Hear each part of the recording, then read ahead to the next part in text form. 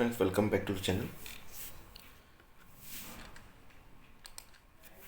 आज की इस वीडियो में हम देखेंगे स्फेरिकल मिरर्स। पिछली वीडियो में हमने बताया था आपको रिफ्लेक्शन ऑफ लाइट के बारे में, जिसमें हमने प्लेन मिरर के बारे में और उसकी प्रॉपर्टीज़ के बारे में हमने डिस्कस किया था।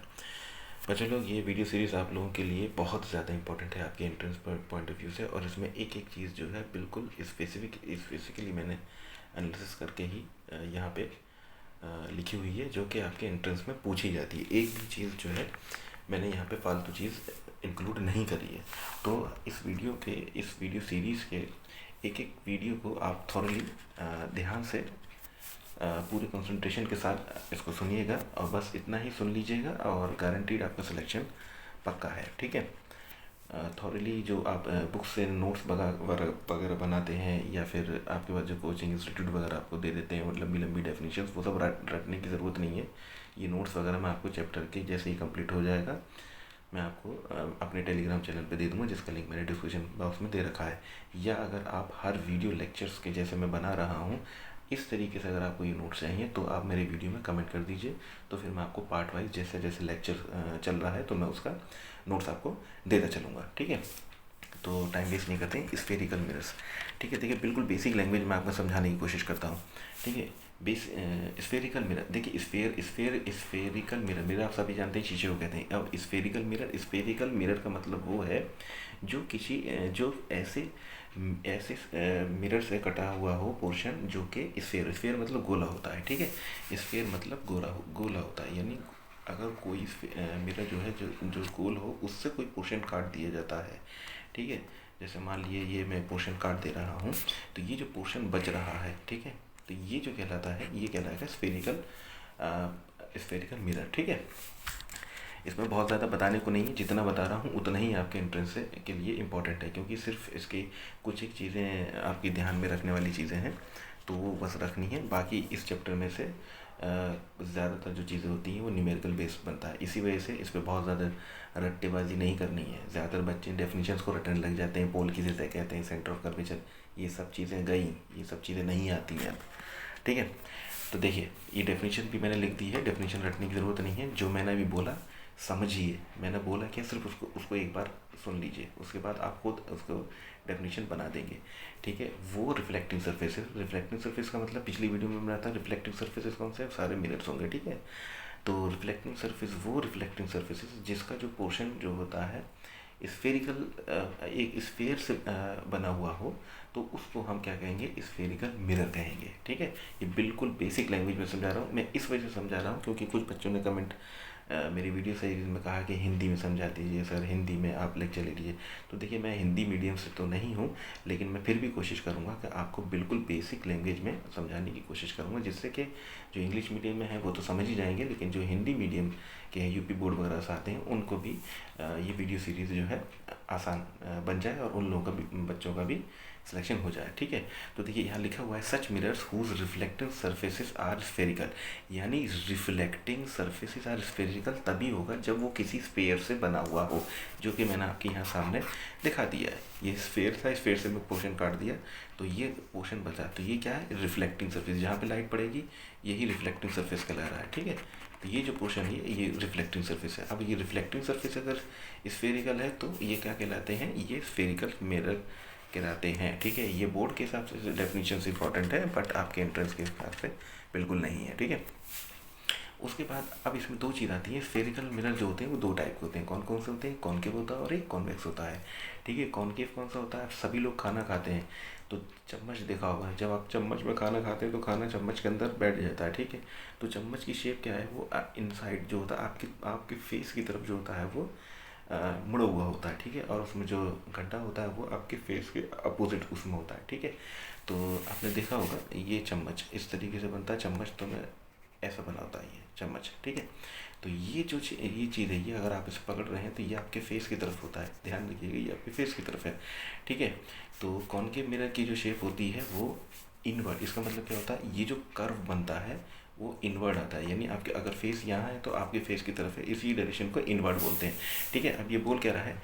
Spherical mirror whose reflecting surface is curve inward. Curve का मतलब है घूमा हुआ, इनवर्ड, अंदर की तरफ घूमा हुआ होगा, that faces toward the centre of sphere. अब यहाँ पे मैंने बोला कि सेंटर ऑफ स्फीयर मतलब आपकी तरफ, एक बेसिक मैंने एग्जांपल दे दिया है कि आपकी तरफ घुमा हुआ होगा, ठीक है।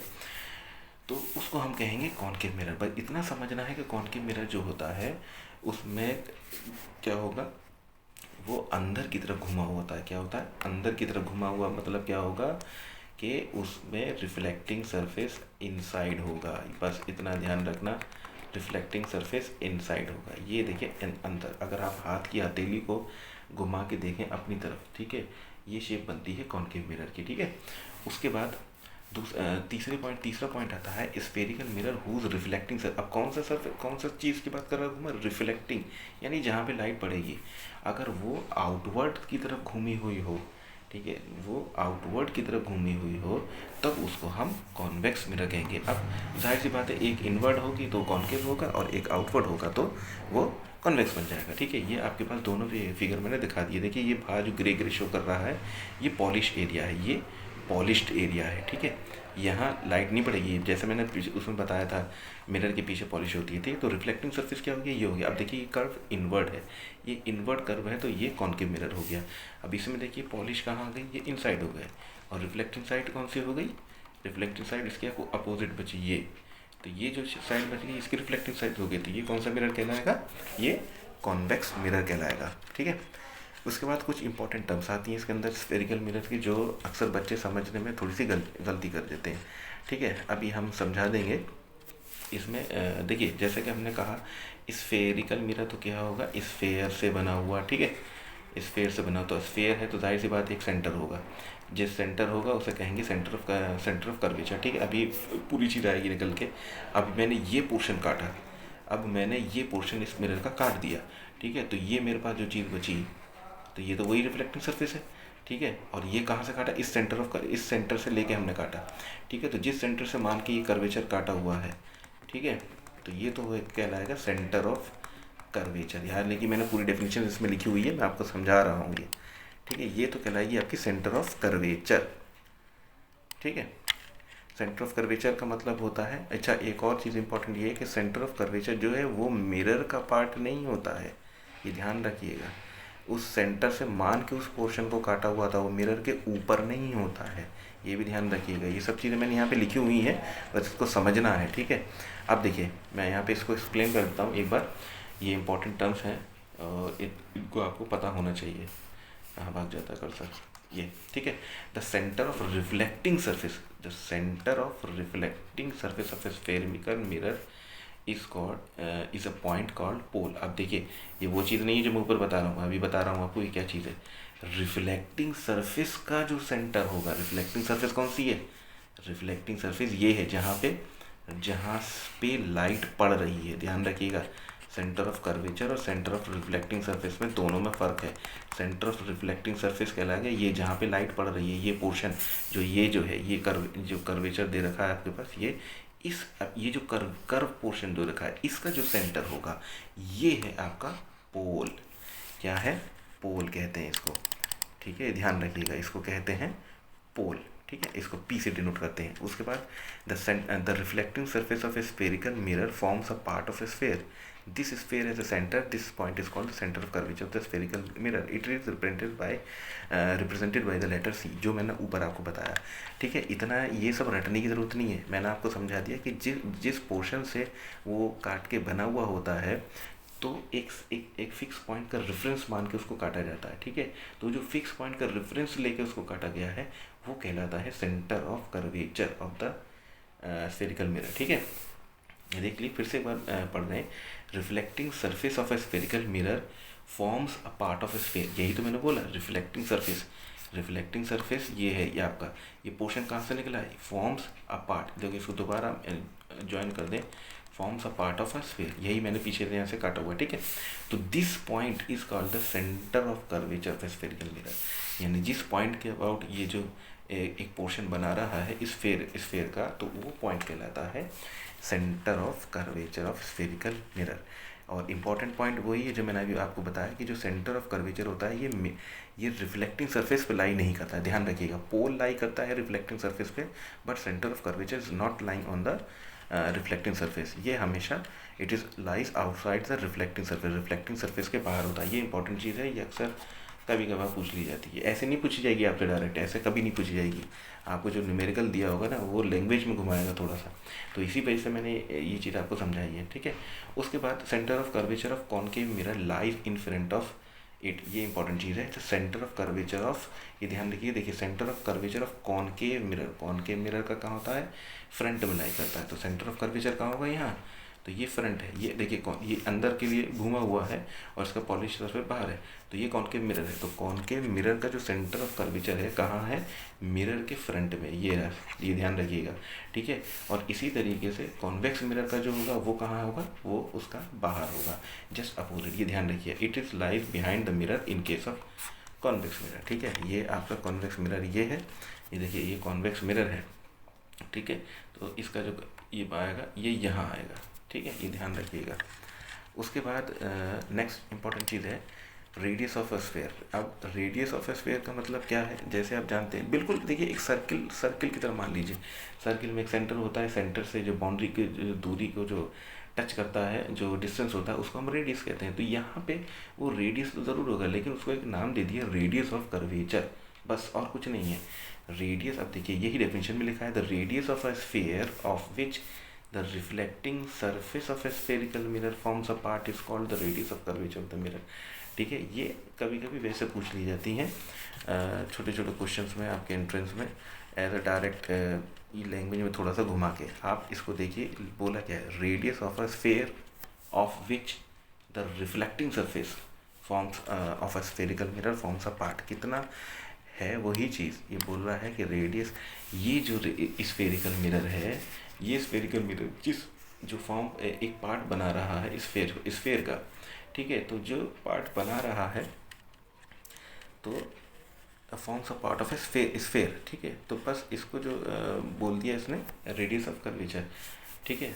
और नेक्स्ट है आपका straight line passing through the pole and centre of curvature of spherical mirror is called the principal axis. तो प्रिंसिपल एक्सिस क्या है, प्रिंसिपल एक्सिस भी आप देख लीजिए। Straight line passing through pole, ये देखिए इस पे, ये अगर मैं इस लाइन को सीधे सीधे ज्वाइन कर दूं तो स्ट्रेट लाइन पासिंग थ्रू पोल, सेंटर, और एक चीज़ और होती है फोकस जो बाद में आएगी। अगर तीनों चीज़ें पास होती है, जो लाइन होती है उसको हम कहते हैं, उसको हम कहेंगे प्रिंसिपल एक्सिस। कहाँ गई, ये रहा प्रिंसिपल एक्सिस, ठीक है। और एक चीज़ ध्यान रखिएगा, प्रिंसिपल एक्सिस जो होती है हमेशा नॉर्मल। अब नॉर्मल का मतलब बहुत से बच्चे नहीं जानते, नॉर्मल का मतलब होता है परपेंडिकुलर, दैट इज़ 90 डिग्री पे एक्ट करती है। एक्ट का मतलब उस पर टच करेगी, ये 90 डिग्री एंगल बनाती है, ठीक है, इतना ध्यान रखिएगा।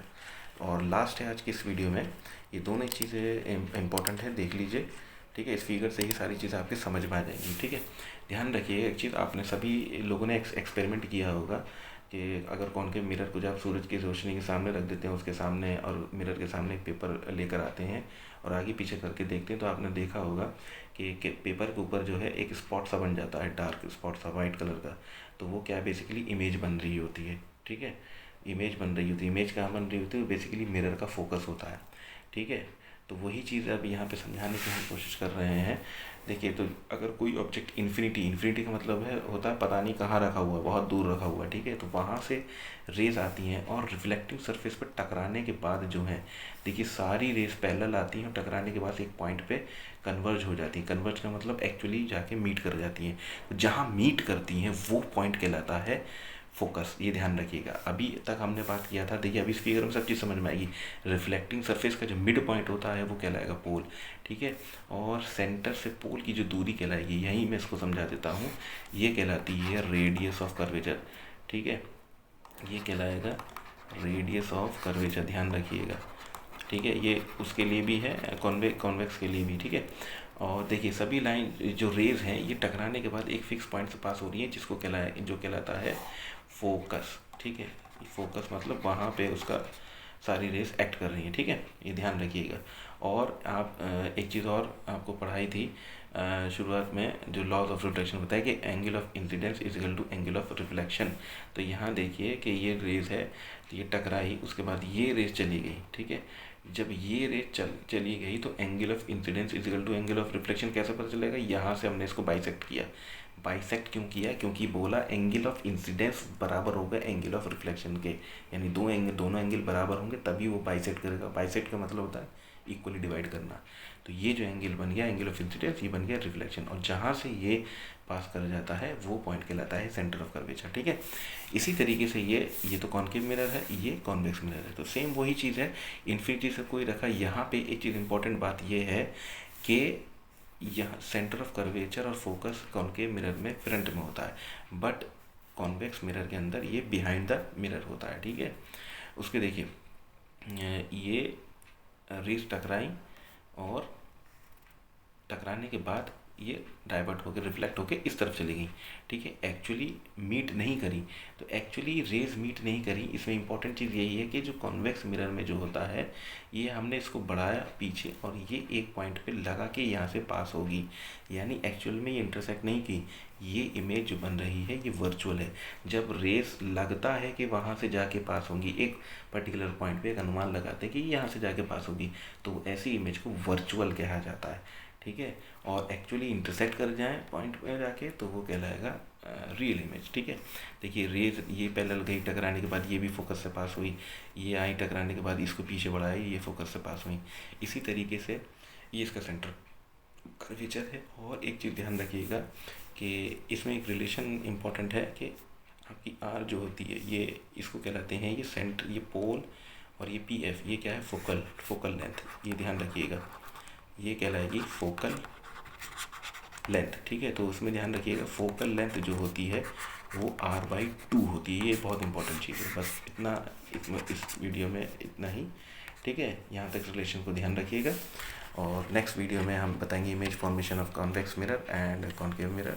उसके बाद फिर कुछ प्रॉब्लम्स होंगी, तो जल्द से जल्द इसको हम ख़त्म करने की कोशिश करेंगे। अगर ये वीडियो आपको पसंद आई हो तो प्लीज़ ज़्यादा से ज़्यादा इसको लाइक शेयर और सब्सक्राइब कीजिएगा। Thank you for watching.